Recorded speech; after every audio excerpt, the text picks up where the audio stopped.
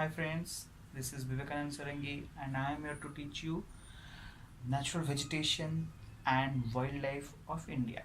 So natural vegetation and wildlife is completely different topic. Natural vegetation is anything that deals with the natural growth of plants in a particular area without any human intervention is called as natural vegetation, whereas wildlife is the resource which includes wild animals and their habitat. So this is all about natural vegetations and wildlife. So before entering into the topic, I want to cite two descriptions of flora and fauna. The flora is something that refers to the plant, and fauna is something that refers to the animals in a particular region. As we know, India is a storehouse of a large variety of flora and fauna, and this is because due to the geographical position of India in the whole world. So the temperature, the climatic condition, the photo period, the rainfall, these all determines the diversification of flora and fauna in this small area. There are two main factors which determines the diversification of flora and fauna, and they are relief and climate. So under relief it comes two sub factors, that is land and soil. Coming to land, how land affects the diversification of the flora and fauna, let's have a example of it. Let's see, there are different landforms in India. You can say from Himalaya mountain regions, high mountain regions, to the plains and to the coastal areas. So there are different plateaus, there are different grasslands, there are different deserts, there are different coastal areas where different type of vegetations grow. So in this way, the land is directly or indirectly depends or affects the flora and fauna of a place. Similarly, the second sub factor is soil. So soil plays a very crucial role for determining the vegetation cover and wildlife of a place. Let's see example. If a place is unfertile, so that place is remains away from human intervention, and that grows naturally and forms a forest, and in that forest different wildlife start to live. But if the soil is fertile, then the human beings start cultivating the land and they exploit it, and this causes the change of the vegetations. So overally, land and soil plays a very crucial role in determining the vegetation and wildlife of a place. Now coming to the second factor, that is the climatic factor. Under climatic factor, the first sub factor is temperature. So the temperature is a very main factor, an important factor for determining the growth and development of a particular flora and fauna in a place. Say how? You can see, if you will go to the Himalaya region, say Jammu and Kashmir or Uttarakhand or Himachal Pradesh, we can see coniferous forest or coniferous trees in that areas.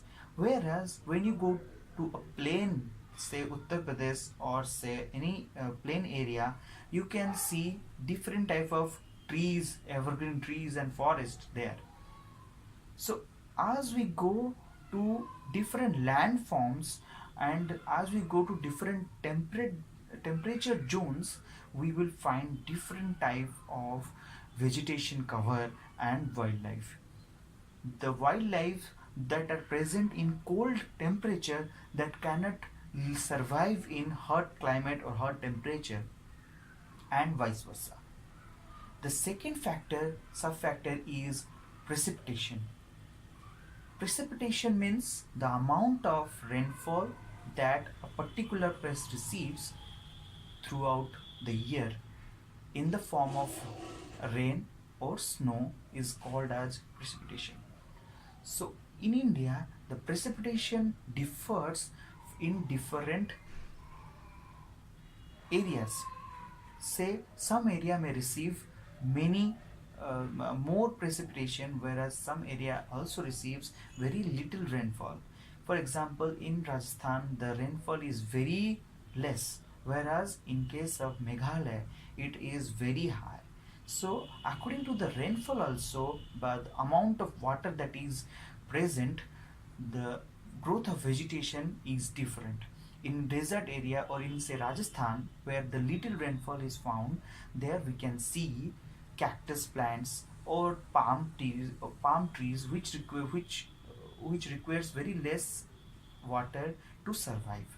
Whereas in case of Meghalaya or the places which receives highest rainfall, there grows evergreen forest, which are very large and they do not shed their leaves throughout the year. So, in this way, precipitation also plays an important role for deciding the type of vegetation and wildlife in a place. Another, the third sub-factor is the photoperiod. The photoperiod means the amount of sunlight that we receive in a daytime is called as photoperiod.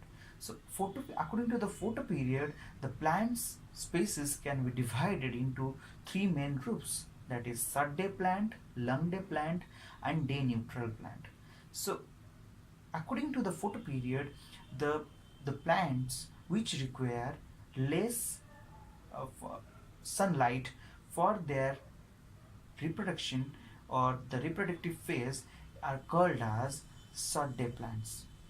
But which plants which require long days for their reproduction or reproductive phase are called as long day plant, and the plants which do not care about the photoperiod in their growth and development, they are called as day neutral plant.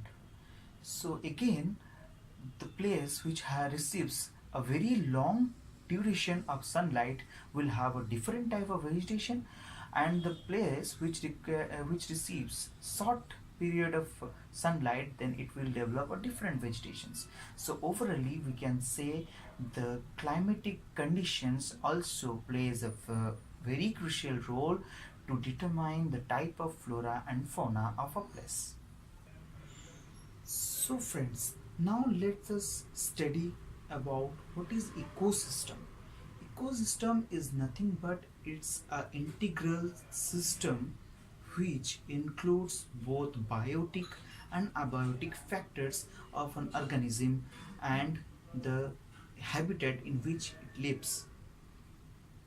So, ecosystem plays a vital role to develop a particular type of vegetation in an area or a particular type of wildlife in an area.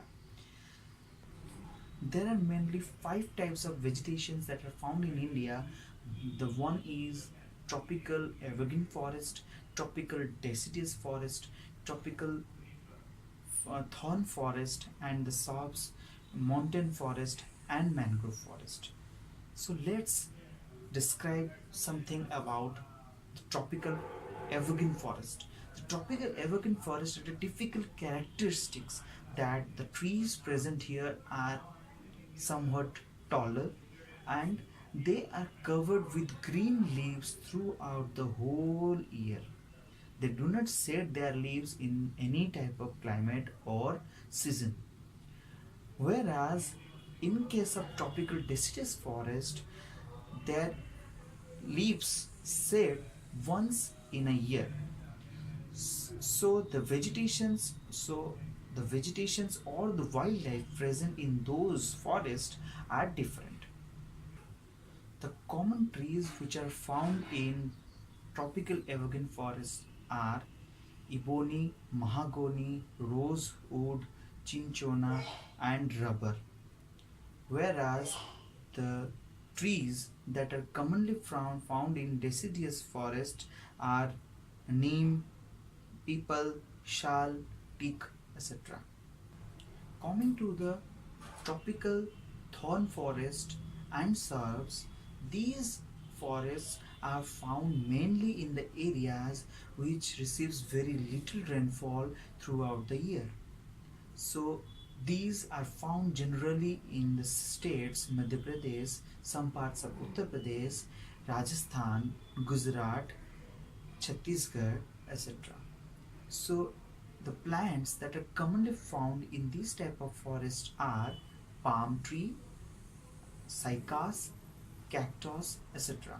These plants have a modified leaves and stem structure to reduce the rate of transpiration and to survive very well in this harsh climate.